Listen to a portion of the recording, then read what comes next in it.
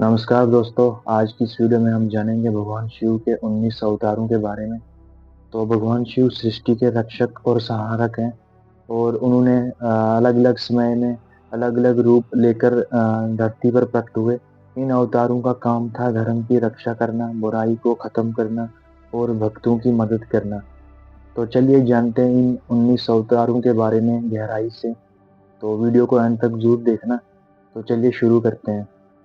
तो सबसे पहला अवतार था वीरभद्र, जो कि पहला अवतार है। वीरभद्र नाम है जिसका। जब माता सती का अपमान हुआ था तो शिव ने क्रोध में वीरभद्र को पैदा किया। वीरभद्र ने सभी बुरे लोगों का संहार किया था। यह अवतार हमें ये सिखाता है कि बुराई का नाश जरूरी है और भगवान अपने भक्तों की हमेशा रक्षा करते हैं। तो ये था पहला अवतार। अब दूसरा अवतार की बात करते हैं जिसका नाम था शरभ। दूसरा अवतार है शरभ। ये अवतार भगवान शिव ने नरसिंह अवतार की बहुत बड़ी शक्ति को नियंत्रित करने के लिए ले लिया था। शरभ अवतार ये दिखाता है कि भगवान की शक्ति हमेशा संतुलन बनाए रखने के लिए होती है। जैसे कि आपने सुना होगा, भगवान विष्णु ने एक अवतार लिया था जिसका नाम नरसिंह अवतार था। तो उसको शांत करने के लिए एक और अवतार लिया था जो कि शिव भगवान ने लिया था। उसका नाम था शरभ, जो कि दिखने में बिल्कुल नरसिंह अवतार की तरह ही था। तो अब बात करते हैं हम तीसरे अवतार के बारे में जिसका नाम है अश्वत्थामा, जिसका नाम आपने बहुत बार सुना होगा महाभारत की कहानियों में। तो तीसरा अवतार है अश्वत्थामा। महाभारत में इस रूप में शिव प्रकट हुए। वे वीर और शक्तिशाली थे और धर्म की रक्षा की। यह अवतार हमें सिखाता है कि कठिन समय में वीरता और साहस बहुत जरूरी है। तो ये था अश्वत्थामा, तीसरा अवतार। अब चौथे अवतार की बात करते हैं जिसका नाम है हनुमान, जो कि सब लोग आप इन्हें जानते हो जो भी सनातन धर्म से हैं। तो हनुमान जी, इनके बारे में यहाँ पे लिखा है। कुछ ग्रंथों में हनुमान जी को शिव का अवतार माना गया है। हनुमान जी बहुत शक्तिशाली और भक्ति में भक्ति करते थे राम भगवान की। ये अवतार हमें सिखाता है कि भगवान अपनी भक्ति करने वाले भक्तों की हमेशा मदद करते हैं। तो अब बात करते हैं हम पांचवें अवतार की जिसका नाम है नंदी। तो नंदी शिव के वाहन और भक्त हैं। वह भक्ति और निष्ठा का प्रतीक है। यह अवतार सिखाता है कि भगवान के प्रति सच्ची भक्ति में बहुत शक्ति है। तो उसके बाद अब छठा अवतार आता है जिसका नाम है दुर्वासा ऋषि। दुर्वासा ऋषि का अवतार क्रोध और ज्ञान का प्रतीक है।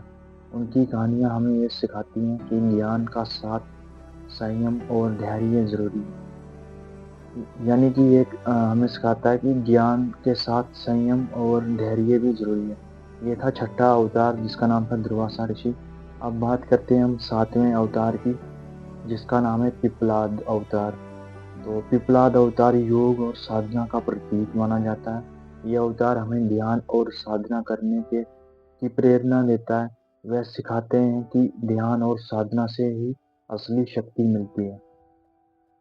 तो अब बात करेंगे हम आठवें अवतार के बारे में जिसका नाम है अर्धनारीश्वर अवतार। बहुत सारे लोग पहले से इसके बारे में जानते होंगे।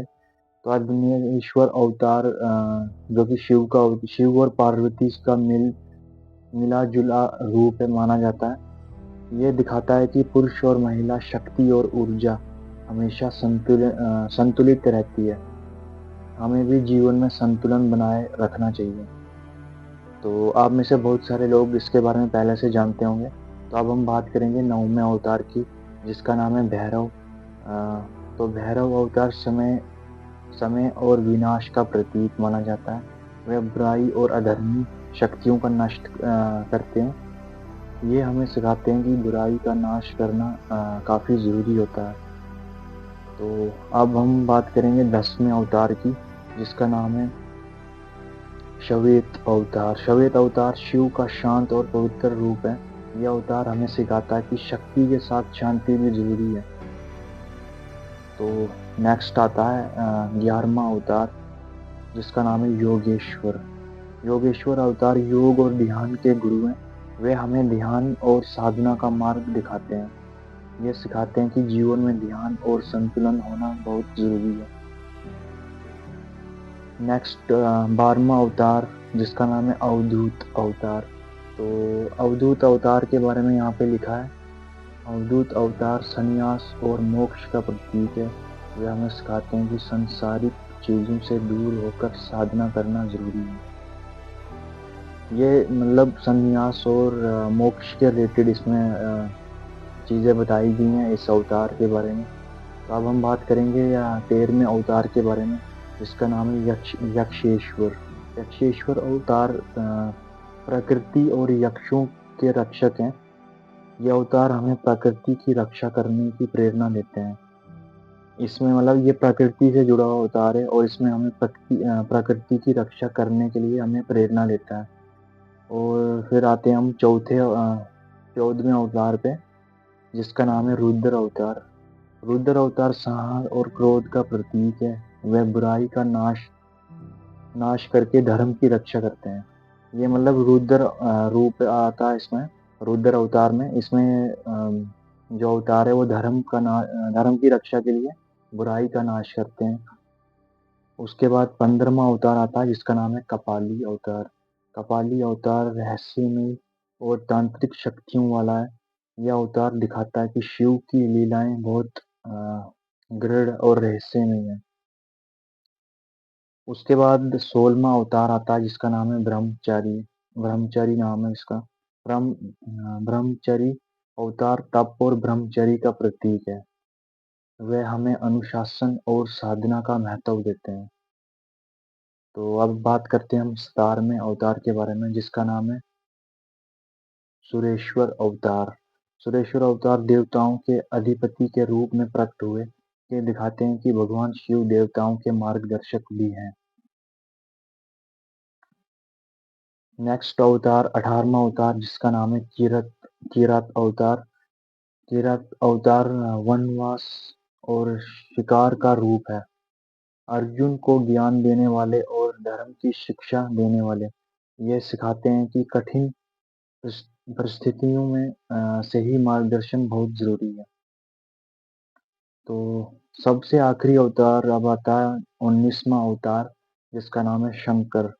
तो शंकर नाम भी आपने बहुत बार सुना होगा। अब इस बारे में हम बात करते हैं शंकर अवतार के बारे में। शंकर अवतार शिव का सर्वोच्च रूप है। वह संपूर्ण ब्रह्मांड की रक्षा और भक्तों का मार्गदर्शक करते हैं।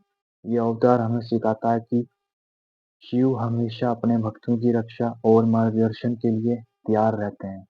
तो ये सभी 19 अवतार थे। तो ये थे भगवान शिव के 19 अवतार।